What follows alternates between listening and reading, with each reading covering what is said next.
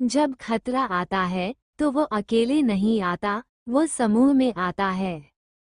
गधा। अरे भाइयों, आजकल मुझे ऐसा लग रहा है जैसे खतरे ने मेरे घर का पता याद कर लिया हो। उस रात मैं सो रहा था कि अचानक मुझे झींगुरों की चहचहाहट सुनाई दी। मुझे लगा कि ये आम बात है, लेकिन अचानक मैंने देखा कि एक बिल्ली मेरे घर की छत तोड़कर मेरे ऊपर गिर पड़ी। मैं जम्हाई लेकर उछल पड़ा। बिल्ली तो भाग गई, लेकिन एक बांस का डंडा मेरे सिर पर गिर पड़ा। मुझे लगा बस, लेकिन नहीं। सुबह मैंने देखा कि बकरी मेरे बगीचे के सारे छोटे लौकी के पौधे खा गई थी। मैं बकरी के मालिक के पास गया। उसने पलटकर मुझे बताया कि मैंने उसकी बकरी को काट लिया है। इसी बीच मेरे पेट में गुड़गुड़ाहट होने लगी। मैं जंगल की झाड़ियों की तरफ भागा। वहां जाकर देखा, अरे बाप रे, मधुमक्खियों का एक झुंड इकट्ठा हो गया है। मैं बैठ गया और देखते ही देखते उन्होंने डंक मारना शुरू कर दिया। भाई, तब मुझे समझ आया, खतरा अकेला नहीं आता, पूरी मधुमक्खी सेना आ रही है। मुझे लगता है कि मेरी नियति खतरे का संकेत देने वाला लाउडस्पीकर बनना है।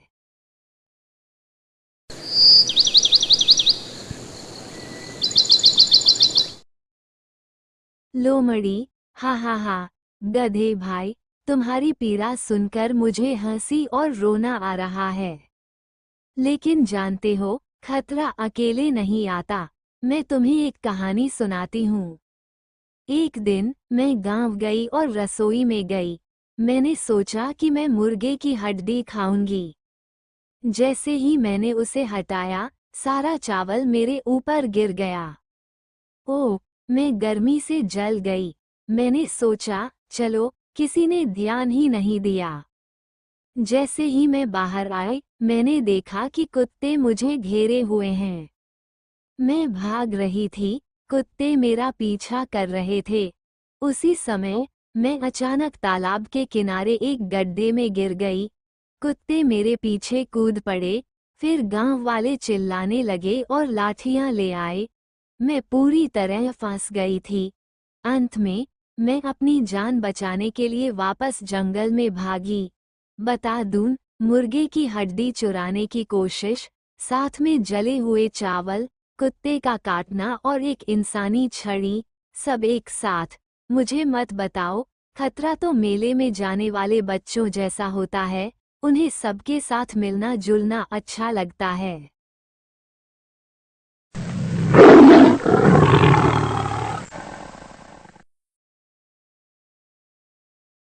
बाघ। हम तुम दोनों ने जो बताया उससे भी ज्यादा बुरा हादसा मेरे साथ हुआ। एक रात मैं शिकार करने गया था। मैंने एक मोटा हिरण घास खाते देखा। मैं धीरे से गया और कूद गया, लेकिन हिरण बाईं ओर मुड़ गया और मैं एक कांटों वाली झाड़ी में गिर गया। हे भगवान, कांटा मेरे शरीर में दर्जी की सुई की तरह घुस गया। जैसे ही मैं मुश्किल से बाहर निकल पाया, मेरे सिर के ऊपर मधुमक्खियों का छत्ता टूट गया। हजारों मधुमक्खियां मेरे सिर पर कूद पड़ीं। मैं नदी में कूद गया। एक मगरमच्छ आया और मेरी पूंछ पकड़ ली। मैं चिल्ला रहा था, भाग रहा था, मगरमच्छ मुझे छोड़ ही नहीं रहा था। किसी तरह मैं बच गया। भाइयों, हिरण को पकड़ने की कोशिश में मैं पूरी तरह कांटों, मधुमक्खियों और मगरमच्छ के काटने से ढक गया था। तभी मुझे एहसास हुआ, खतरा रेलगाड़ी के डिब्बे जैसा है। अगर एक अंदर गया, तो बाकी भी अंदर आ जाते हैं।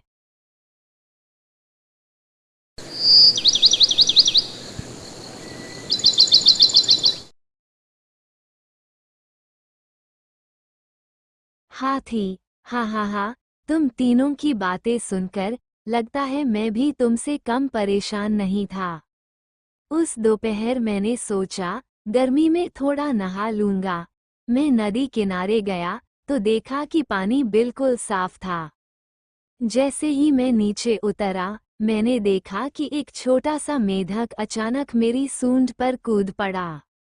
मैं डर के मारे नाच रहा था, पानी चारों तरफ उछल रहा था। वहां एक मगरमच्छ छिपा था और उसने मेरे पैर को काटने की कोशिश की। मैं उछलकर कीचड़ में गिर गया। जैसे ही मैं कीचड़ से बाहर निकला, मैंने देखा कि लोग मेरे चारों ओर आकर ढोल बजा रहे थे। उन्हें लगा कि भूकंप आ गया है। मैं चीख रहा था और लोग दौड़ रहे थे और मुझे और भी डरा रहे थे। आखिरकार मैं किसी तरह जंगल में लौट आया। तभी मुझे एहसास हुआ, मैं नहा रहा था और मेढक, मगरमच्छ और आदमी सबने मुझे घेर लिया।